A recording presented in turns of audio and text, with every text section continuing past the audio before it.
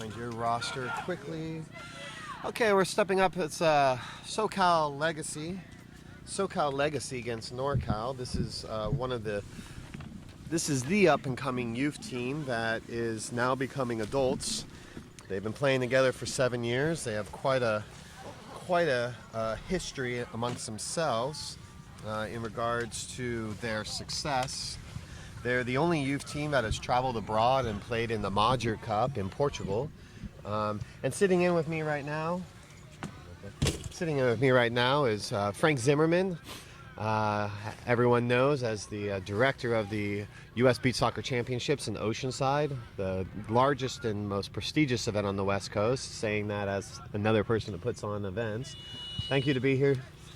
Thank you, Tig. I appreciate you being here. Yeah, it's fun to watch a team from NorCal, that your neck of the woods, play a team that was born at my event in Oceanside with players I've watched grow up and, have a chance to start making a name for themselves in the men's and even higher levels of the adults, man. It's going to be fun today. And as we get going, Gabe Silveira has the ball. He drops it back to who we will be calling X. X is Javier Snail Williams, but we'll be just calling him X because that's what he prefers. Starting lineups today for NorCal is X in goal, Joao de la Rosa, Rovazio de Rosa. Starting on the left side, Alan Grady now receiving the ball on the right side, and then up top we have Gabe Silveira, and who's on the current U.S. national team, and number 9 being Yuri Morales, formerly the most prolific goal scorer, and almost showing us there getting near goal. For the SoCal Legacy, number 15 is Antonio Chavez. And due to our angle, we have to wait to be able to recognize all the players. But number 2, Justin Ricketts, playing on the right in the back, as well as number 6, Andrew Torres, playing on the left. And number 11, Israel Ramirez, playing at the other attacking position. What's really nice, Tig, is Andrew Torres and Antonio Chavez and Justin Ricketts all played club for me in Oceanside, and Andrew Torres was on our CIF champion high school team last year, just transferred to University of Redlands. Oh, that's fantastic. I'm sure the playing in the sand definitely gave him a little bit of an edge, with the different types of skills they're being able to develop out here to kind of separate himself from other players. I couldn't agree more. Actually, Steve Citron does a good job of maintaining a training regimen year-round with these guys on the beach in Oceanside. And there's no doubt that his fitness and speed and agility has all benefited from training on the sand. And a shot by Alan Grady, saved by the goalkeeper. Gonzalo Marquez in goal for the Legacy. It's just fun to watch Gabe on the ball, Ty. A nice shot there. Very nice shot, actually. Yuri showing his quality. Puts the first real point-blank shot on frame, but it was an easy save. It was right to the keeper. And Andrew Torres just blasts one over for SoCal Legacy. But, gosh, it's fun to watch Gabe on the ball. He just settles things, and he's so calm and confident, showing why he's who he is in the game. Yeah, Gabe, the first time I coached Gabe, he was about 12 years old and just getting into high school, and he's always had a special knack for putting the ball in the net. But his experience started with NorCal. Actually, originally it was the what we called the Club Marin Bob, which was the Brazilians of the Bay. It was great. We just did on our social media recently. We did a photo of Gabe playing against the famed Team 99, which was the U.S. national team from 2005 to 2009. And Gabe was probably about 14 or 15 years old, playing against the top players in the world and former CONCACAF champions. So to now find Gabe playing for the U.S. national team is not too much of a surprise, but his pedigree and everything is definitely shown now. Another great shot by Gabe. Great save by Gonzalo in goal. Seems the rain's changing directions now. coming right at us. Oh, perfect. You know, it's always good to be prepared, Tig. And you are definitely showing us greatness in preparation. It looks like we've gotten a penalty called. Andre taken down in the box by the captain of the Legacy team. Okay, that made it worse. That's okay.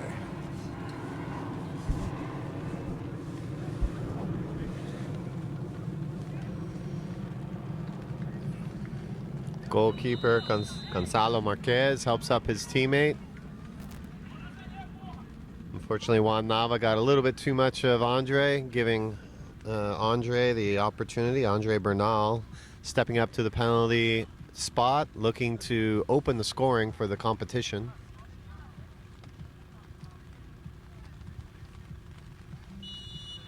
Bernal.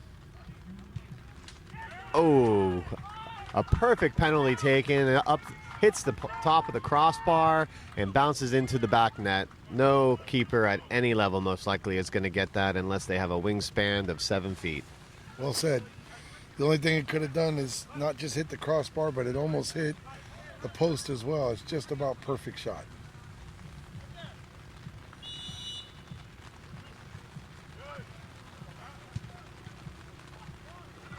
It's a good save there. Shot from Matthew. I'm trying to read it here. It's Manden.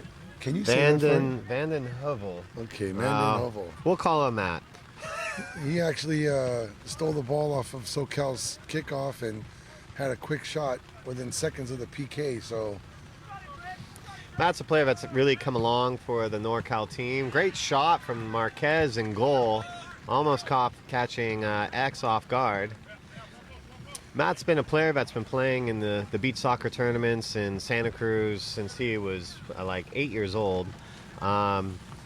He's someone that's adjusted his temperament and his game to a completely different level. Actually, since going to the Oceanside's event and realizing the type of professionalism found with the pro players.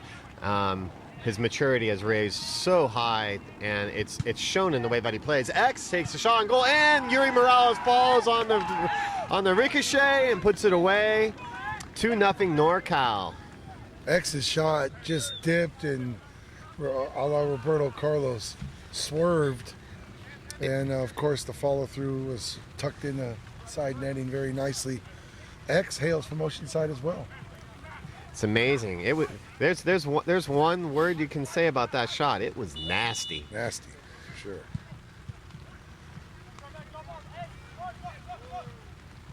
X plays the ball out wide to Matteo Lupini, longtime NorCal player. X then goes the other way to Morales. Morales lifts, shoots, saved by Marquez. Second save. Oh, in the goal. Morales raises to a brace with his second goal in a matter of seconds, and it quickly brings the score to 3-0 for NorCal.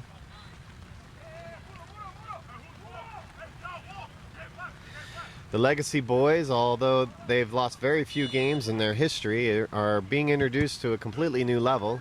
They did win the men's bracket pretty handily this year in Oceanside, the level below the pros. So this is their first introduction into really seeing what it's going to be like for them to bring it to the next level.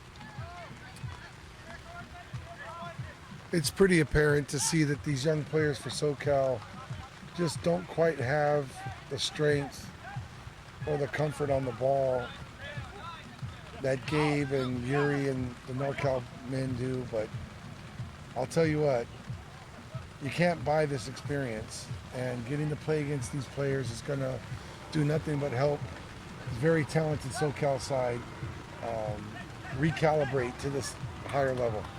Yeah, you can see that with the Castaways, who also came out of the Oceanside event. You know, they're still trying to recalibrate and raise their level through experience. So it'll be interesting when Castaways actually goes against Legacy later on. It's going to be a game to watch to see, you know, the two young teams that have been raised out of your event, seeing who's going to be able to own the rights to San Diego County and realistically to Southern California. Yeah, that's a pretty cool idea that we get to watch happen right as we watch these games unfold in front of us here at the Nationals. Just stand. Okay. Here we go. All right, we're just doing readjustments here as the game's going on, as the rain continues to fall. We were supposed to have a 40% chance of rain today, starting at 3 o'clock, and it hasn't let up. And I'm just going to keep going back to the fact that, nice shot by Silvera. Going to keep going back to the fact that San Diego is supposed to have 10 days of rain a year, and we've had now 3 of the last 4. You brought it with you from NorCal, Ty. I don't know what else to say. I don't know. It's been kind of dry up there. We've been dry and drought for years, so I don't know what that's all about. Great looking opportunity from number 5, Matthew Citron.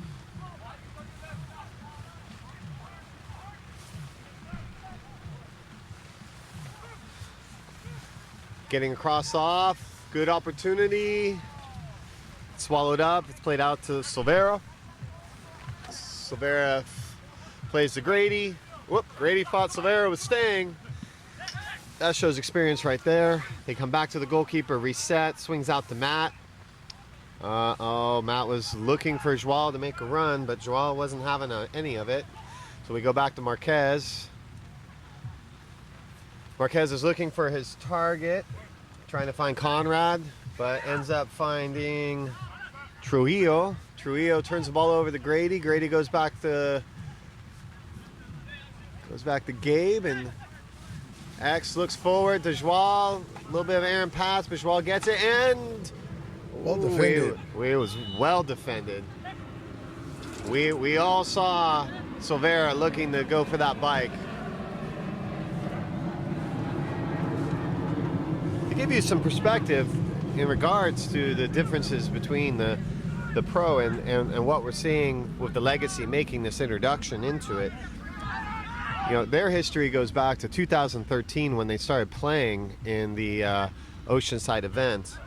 Since then they've had a combined record of 131 wins, 15 losses, and five draws.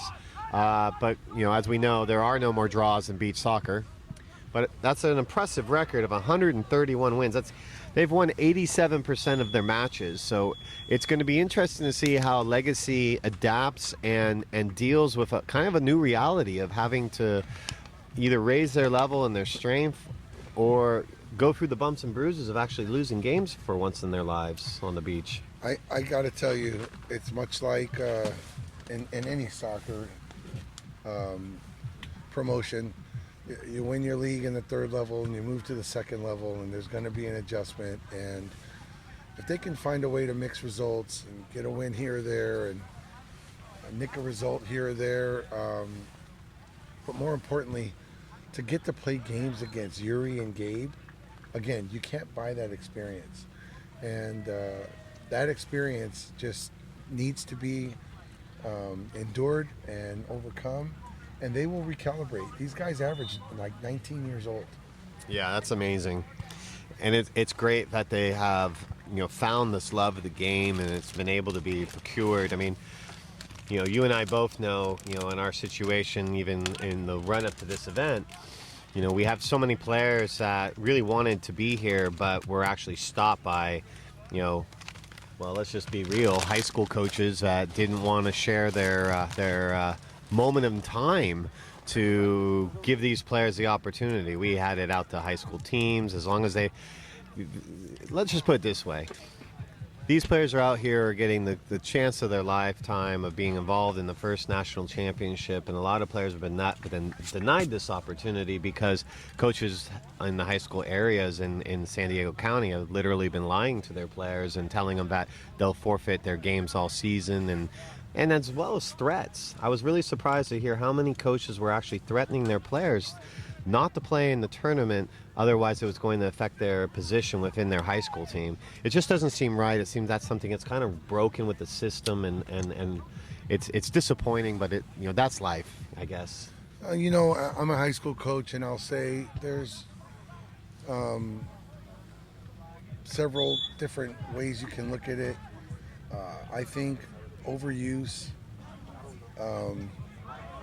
can be a position that can be defended, but at the end of the day, it's a great event, and I'm glad that there's quite a few people from our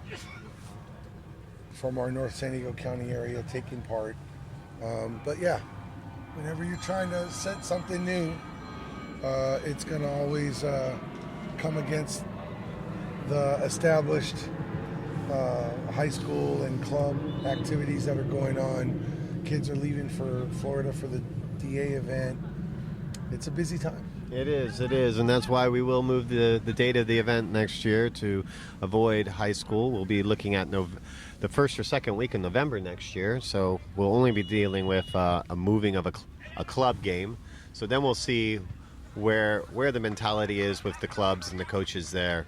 As we all know now, like we know that from the standpoint of beach soccer, it's scientifically proven that this gets players fitter quicker, both aerobically and anaerobically, and not to mention the fact all the different skills and new weapons that players are able to develop in the sand that just makes them a more creative and a better balanced player in regards to a greater mastery of the foot.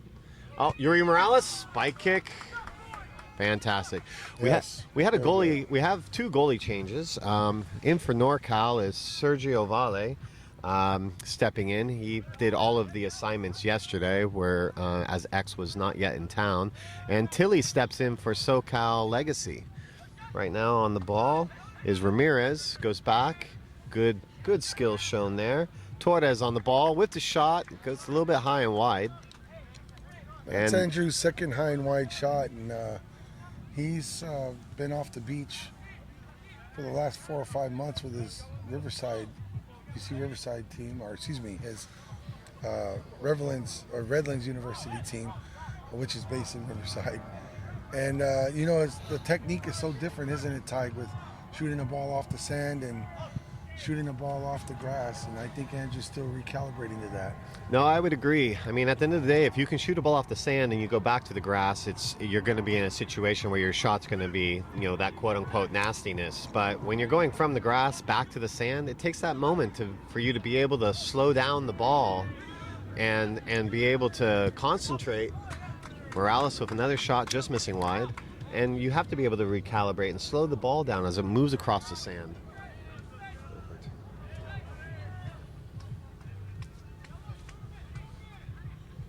What I like is SoCal is trying to establish some rhythm now. Torres is on the ball. Yeah, they've slowed it down. It's good. That's going to bear well for them. I mean, obviously NorCal is winning comfortably, so they can allow that. But I think this is going to be really meaningful experience for SoCal as they learn to try and establish rhythm against a very good side.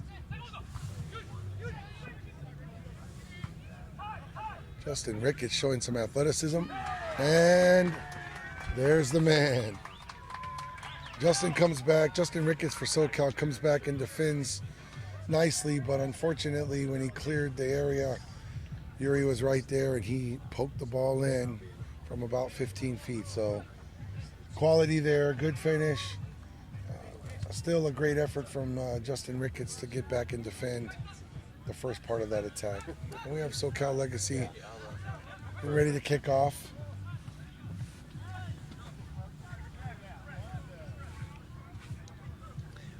Morales scores his hat trick. Antonio Chavez, known for that long hair, his shot goes deflected off. Ooh, nice shot. Antonio Chavez with the bike off the throw-in sequence. Very nice. Good save there from Sergio Valle, who Tig, bicycle opportunity from Justin Ricketts. Oh, and Frank, just so we understand, because I got corrected and called out on it, it's actually Valle, Sergio Valle. Got it, I was doing La Valle all day yesterday, and he got a few phone calls. You know what? I always get Chris Toth and Toth mixed up, and I get yelled at for that. So Yes. goalkeepers in their names, man. Wow. But anyway, you know, Sergio looks good, man. He looks fit and really solid, man. So Yeah, that's good. Good to see. as a former U.S. national team goalkeeper as well, I mean, I don't think I've ever seen him as good as he is right now. He's put a lot of time into getting himself fit, and he has 2 teams here that have qualified for the national championship. He has 2 teams that have qualified the national championship, so he's been working with them and coaching and training. Andre draws another foul.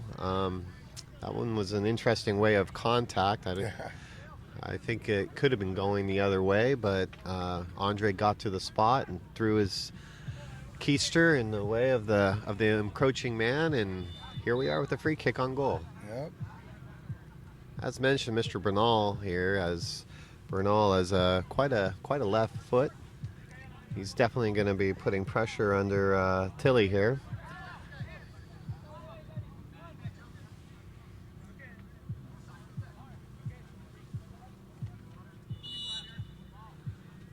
Dre comes up, shoots, finds the net. Right there, that's what we call a perfect shot, free kick. He put the ball on the tee shot. As he hit the sand 3 feet in front of the keeper. As the keeper went down, there was nothing he could do as it bounced over his arms and into the net. That is beach soccer in a nutshell. As a player, as coaches, we're always telling our players to get over the ball and, you know, keep your shots low. And that's another advantage with beach soccer, as the kickoff from shot from Ramirez gets saved by Vale. As you take free kicks, you're wanting to not only get over it, but you're wanting to hit it in a way that it's actually going to hit the ground. That, from a developmental standpoint, for a player looking to become a better shooter, is absolutely astoundingly good. Silvera drops it back to Vale. Vale's looking at his opportunity. He takes a shot and just goes over the crossbar by about 2 feet. Saw that one coming for sure. Tilly looks to hit a target up front. Goes into Citron, I believe. Nope, sorry, that was Adam Solberg. Adam Solberg played for me in high school. Attends Oceanside High right now, and helped us win the CIF championship last year with Andrew. Oh, that's fantastic. He's going to be a fireman. Kind of a nice fact, you know. You know, it's what's really interesting to see is Justin Ricketts is a really blue chip athlete, 4'4", 40, and he got run down right there by Matthew Vanden Mevel, or gosh, I'm not going to get his name right. Well, you're not going to get the name right because Vanden Hevel? Well, if they don't write something that's legible, there's nothing we can really do about it. Granted, I destroyed several players' names yesterday, as I apologize profusely. Ooh, nice look. Ooh, but he leaves a situation now where one of the most prolific scorers out in this tournament drives the ball just across the crossbar. He did have Silvera on the back post, but he chose to try and go for his 4th goal. Granted, there was a defender in proximity to Silvera, so it might have been the best. And when you already got 3 goals and you're feeling it, just have another crack at it. Why not?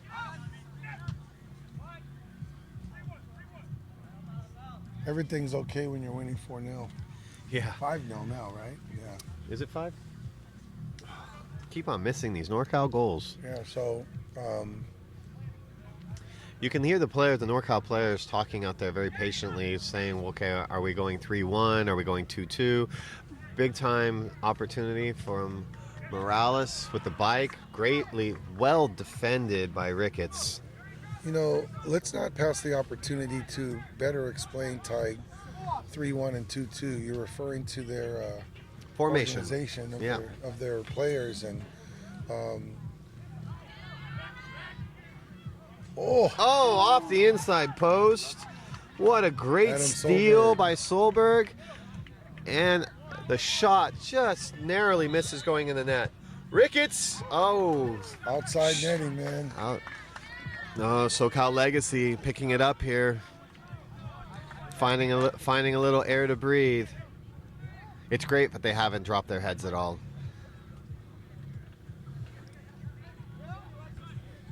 Well defended by Torres. He captains this team, and he's a good young man. Torres back again. Great defending. But Silvera shows his experience. And, cleared off the line. Well done by, once again, Solberg. Looking for the target. Matt steps in, defends it out, pushes ball out of bounds. Solberg will take the throw. Ricketts and Nava look like his two options. Intelligently, he runs back to the goalkeeper. Goalkeeper intelligently pushes outside the box. Showing a little foot skill there on the goalkeeper with the new wave at the goalkeeper's push and control the ball in the back. Looking for Torres. Seems Citron is staying with the same group of players right now. Not much rotation going on, keeping these guys out there pushing hard. And there is a professional beach soccer foul if I've ever seen one. Well, that's Andrew's second foul this period, and this actually is a decent ref crew. I would be interested to see if Andrew continues with the physical play. It's amazing to consider that this team has played, as a youth, has played 36 tournaments, and they've actually won 26 of those 36 tournaments, including the international tournaments. They're definitely a group that's going to be needed to be looked at, especially when they get old enough to be starting to be considered for the U.S. national team. Speaking of the U.S. national team, we have the men's assistant and women's head coach in attendance, being able to watch all these games and to see the players of the future. Francis Farberoff, who sat in with us yesterday. Joao with a little flicky ball and guess who it is? Solberg once again clearing the ball off the line, saving another goal. Solberg showing it on both the offensive side and the defensive side. Big shot by Matteo Lupini. Throwing sand, wishing that he got the call for the foul, which happened after his shot got off and was blocked. Although that did not become a corner kick. Tig, while the ball's being played here by SoCal, take us through the 2-2 and the different formations, man. Well, from the standpoint of a 3-1, it's really almost like a traditional diamond per se in futsal. You're looking at a being conservative in the way that you're moving forward by taking care of your defense first, making sure that you have wide players and a central player for the goalkeeper once he has the ball. All of the movement out of the back, therefore, comes first as a ball's played wide, and then the player that's in the middle in the back then makes a diagonal run, allowing the player on the outside to come back into that middle space. I mean, the reality is that you're looking at a 3-1 as a situation of protecting your goal first, and it's also the only way you can play if you do not have a goalkeeper that has feet. Now, in respects to the 2-2, you're thinking of it more as like you're thinking of the 2-2 as more of a system that is used to equate for those. Granted, anyone watching here internationally, this may not resonate with you, but from a basketball standpoint, you're playing the four positions, not including the center. It's more of a zonal type defending. It's more zonal in regards to the runs, but it's also putting you in a situation where you have two wide players in the back, the goalkeeper as the bottom of the triangle, but then the goalkeeper's got to be able to use their feet. What you do in this situation, if a team is pressing on you and you're in a 2-2, you send one of your two outside players forward, literally having to, and this is kind of the new way. You send one of them forward, taking away that extra defender and leaving you in a 2-on-1 in the back. With a goalkeeper having their feet, now they can play between one defender over his head, or as he commits to the goalkeeper, the other player can make a diagonal to the middle. But it is all dependent to 2-2 on a goalkeeper that can lift and shoot and threaten the other team with that aspect of attack. You saw this done masterfully in 2017 at the World Cup by both Iran and Brazil. And it was really the first time that you kind of saw this sort of system being used with such efficiency, because the game has been so much a situation where it's all about the pressure that you're putting on the back to kind of disrupt the game. Yep. And by literally sending a third person forward and having three, literally you put yourself in almost a 1-3 when you're getting a full field pressure. It puts the onus on the two guys in the back being able to play keep away and to create the opportunities to move forward. Yeah, to keep that high attacker that's defending the goalkeeper in the back that stays back, to keep him moving. And when he starts to tire, all of a sudden one of those two is going to get shot opportunities or free combination opportunities. And, you know, that's when you start seeing goalkeepers hitting shots that score and hitting shots that create deflections, as X did earlier for NORCAL. It really is, you know, and at the end of the day, you're forcing the team that's now defending, you're forcing that one player to make a choice. If you stay with the defender, then you're giving the goalkeeper the opportunity to shoot. If you go to the goalkeeper, now that attacking player can streak wide, he can cut to the middle, and once he gets the ball back from the goalkeeper, he's in a position to shoot. So it's really a no-win situation if you're able to play the 2-2 with efficiency for the other team, because they have to adjust and try and not only cover the players that they're marking, but also and the balance and the switching that goes on so much in beach soccer. But then you're also having to protect that extra free man that is going to become free once they beat that player.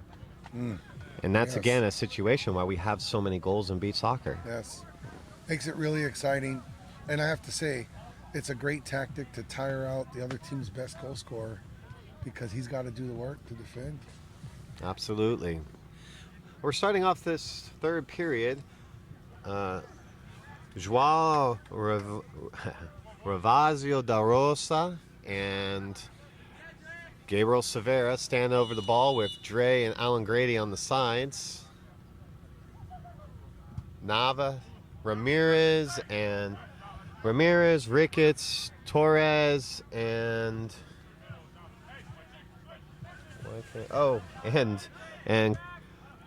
Conrado Barjona are now in the game.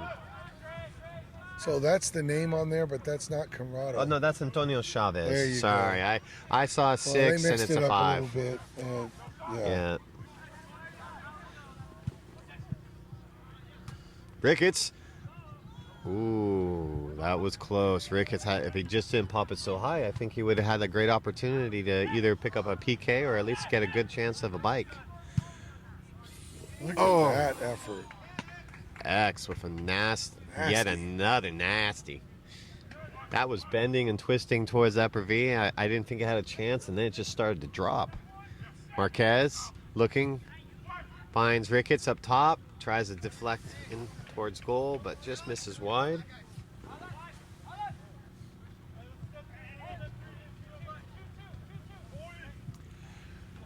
You know, NorCal people are laughing at us with this rain and weather, and people can't drive in San Diego. That's so true. I found that one of the more interesting things the other day when we came to the rain, driving from the hotel to here, which is about an 8-minute drive, but I did not see a single storm drain, and we wonder why it floods. The first storm drain I saw was the one that was right at the parking lot for the beach here that empties into the bay. But outside of that, there is not a storm drain in sight for 4 miles. So I'm not surprised to see you have a little problem with the rain. Great save by X upper V. That was a great shot. Oh, and another follow through. Another follow through by Chavez. Chavez is finding his moment. He gets another shot, and X comes up with another shot. X came up big in that sequence, didn't he, Ty? He did. Chavez with 3 back-to-back shots. Really inspiring some movement and energy in this legacy team. Joao fouls. Takes out the legs of Torres, who's now going to have an opportunity to get on the scoreboard. Let's see if he can get this shot on frame. Of course, being able to elevate the ball. Can you talk about the technique with setting the ball like that, Ty, for those that may not be familiar? Well, basically, you can't use your hands, but you're basically building a tee with to place the ball on top. You know, you take your feet, you push, create a little mound, take the ball, do a little circle around it, and it allows you to choose the height at which you are going to strike the ball. And he takes a great shot, but doesn't quite hit the ground soon enough for him.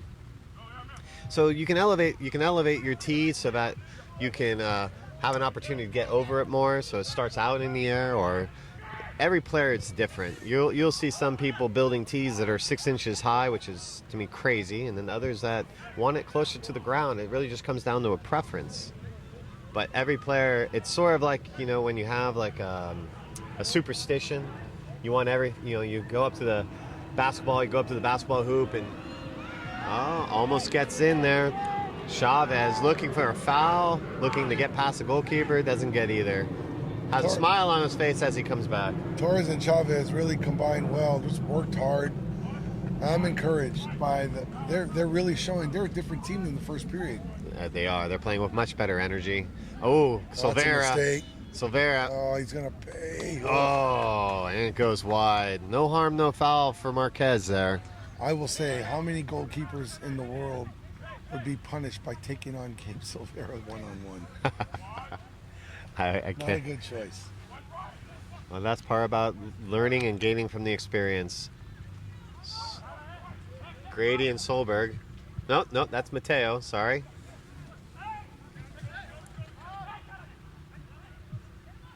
Mateo on there.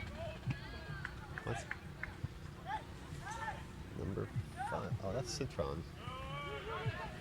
Oh, Mateo is Citron. Okay, I was reading the back of his jersey going, wait, I don't see a Mateo on here, but it's Matthew Citron was the one that was in there with Grady. Joao comes back, great defending. Looking for the opportunity, but Martinez is giving him all sorts of trouble, but it gives him the opportunity to carry the ball forward. Going coast to coast. Trying to draw the foul, takes the dive. There should be a yellow card for that, but we don't see that in beach soccer. Get in. Citron.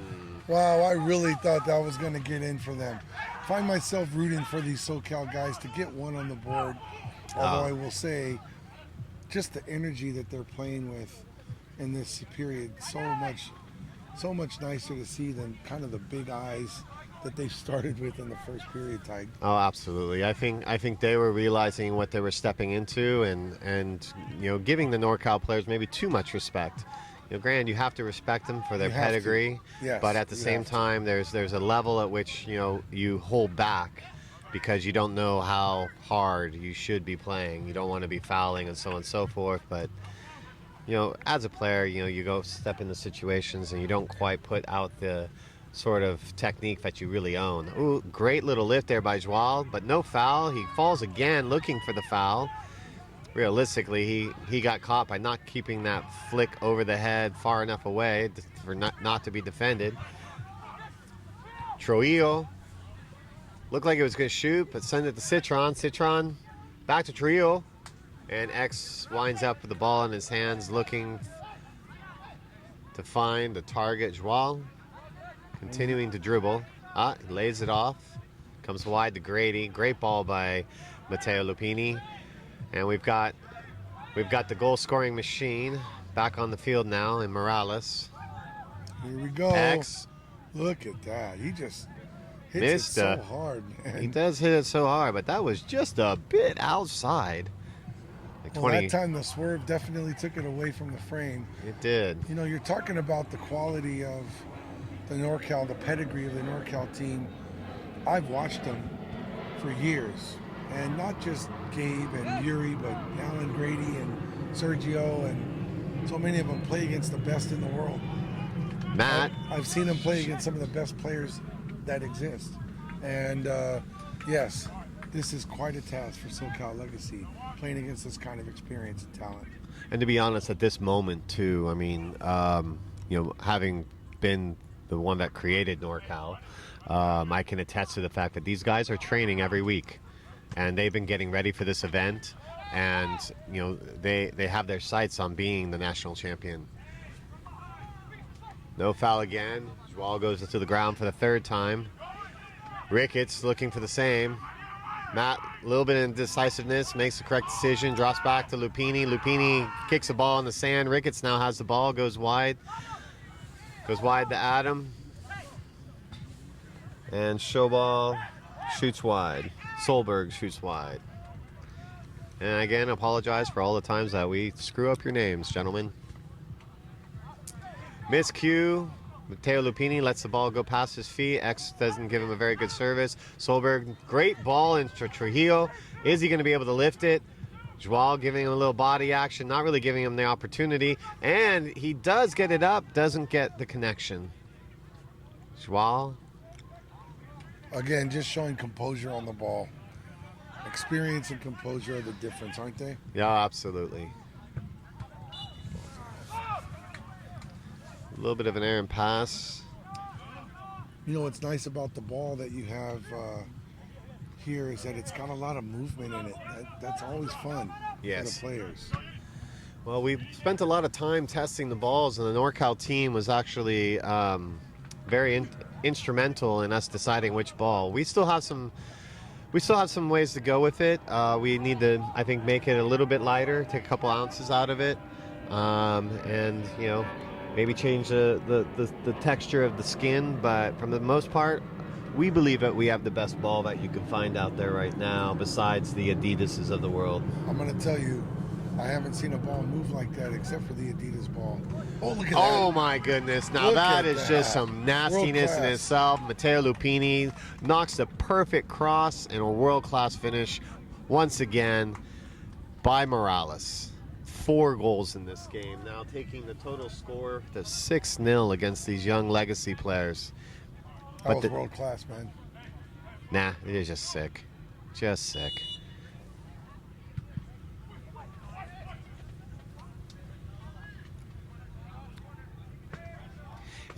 Laurent scored a goal like that a few years ago in Oceanside that just reminded me of that exactly. Yeah, that was against us. I remember the goal. I also remember the 3 bikes that were called. Oh, yes, sir, Ricketts. You unfortunately did touch him and put yourselves in a position of giving up the free kick to Alan Grady. We'll watch the video with you. It wasn't a bad choice in the way that he came in the defensive, but these days with the way the bike kicks are and the way that players are earning themselves opportunities to shoot on goal. Oh, that's an unusual miss from Silvera. You have to keep your body away from anyone that's setting the ball in the air. Joao gets called for the foul. Let's talk about the evolution of that. So a few years back, if you were just stationary and there was contact, you probably wouldn't get the call. No, you would not. In fact, excuse me for going back to the basketball metaphors, but the way that we used to describe it, if you were a player and somebody's trying to do a bike kick, if you stayed stationary and didn't move, it was sort of like a basketball charge. So if the kicker made contact with you and you didn't move, the foul would be on the kicker. But if you moved at all on the contact, then the foul would be a free kick for whoever the shooter was. And now it's quite a bit different, the way that it's being interpreted, the law that is. Yeah, once the ball is brought in the air with your back to goal, and it's anywhere within the zone, and if you're thinking about the zone, we're talking about the area that's in between your 2 hips. And you bring that ball with control anywhere above your chest level, where you can get some sort of rotation in your body to hit a bike kick, nobody can touch you. So if you do the bike kick, and this is how Laurent got us at your event the other year, Laurent has developed a technique where when he lifts the ball, he lifts it almost backwards a bit.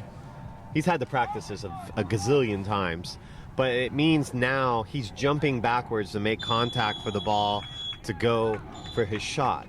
So he's manufacturing opportunities for contact. Pretty good, huh? Yeah, so we lost that game. We were ahead of his team in Oceanside by 2 goals, and he scored the nastiness you were talking about. But also, it was a situation where he was setting balls where even when our defenders were jumping backwards, they were still getting called for the foul. Right. So we've concluded this game with NorCal ending with a 6-0 win. It's great to see that the legacy players are smiling. You know, this was their first encounter of the weekend. I'm sure we're going to see them improve with each and every game. And NorCal sets themselves up by winning their 2 round robin matches, sending them directly into the semifinal. We have a 16 bracket, so we'll be seeing, no matter what, SoCal Legacy facing off against somebody from the other group in a quarterfinal once they get through the next match. Nice. You know what's good is you see all the players from both teams just smiling and enjoying each other. Really, it's what beach soccer is all about. It's a lifestyle, and these guys all are working toward a goal of promoting what I feel is the most exciting version of the game. As a club director, high school and college coach, I'm telling you, I feel that beach soccer is the most exciting version of the game that exists. And there are many people that have exposed themselves to it, and I would say a majority of people that have truly exposed themselves to it agree with you 100%.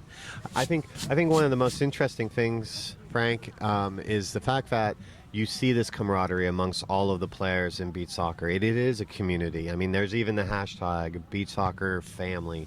When I just was in Alanya for the World Winners Cup, it's a different attitude over there, and we're talking about teams from all over the world coming together, and there's no if, us, or them, or whatever. Of course, teams have rivalries, but at the end of the day, we're all part of the same family. It's not the same as with the grass, where you have these built up resentments that have been going on for decades. You know, because as someone who's a historian in regards to the grass game, and someone who understands, a lot of these aspects of, wars beginning and wars ending and wars stalling just around the game of football, if we were to call it correctly, it's been refreshing to see how the people within the beach soccer community are so supportive of each other. The love that they have for the game is just transmitted across all barriers. And as we switch gears here, we're going to be seeing an exhibition match coming on here next. It's going to be the Bahamas national team against Sure Thing, which is our Iowa City team that qualified in Chicago, in Michigan, on Lake Michigan. So for right now, we're going to cut out this broadcast, and we'll be back to you with the next match.